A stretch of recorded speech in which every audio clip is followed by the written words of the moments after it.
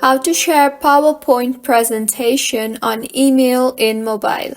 Hello everyone, I am Vishaka and welcome to our channel.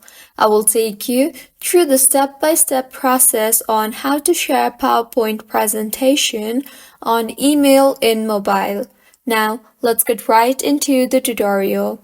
Firstly, go ahead and open the Gmail application on your device and tap on the Compose button to start composing the mail. Enter the receiver whom you want to mail the presentation to, then enter the subject and then move to the body and add a few words about the mail. Now, tap on the Attach Files option you see there. Select the location where your PowerPoint presentation is stored and tap on that, and further select your PowerPoint presentation. And now as you can see, the presentation has been added to the mail.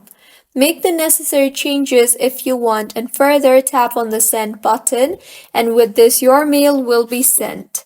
So this is how you can share PowerPoint presentation on email in mobile. If you find this tutorial helpful, please like the video and do subscribe to our channel for more contents like this. Thank you for staying with us until the end.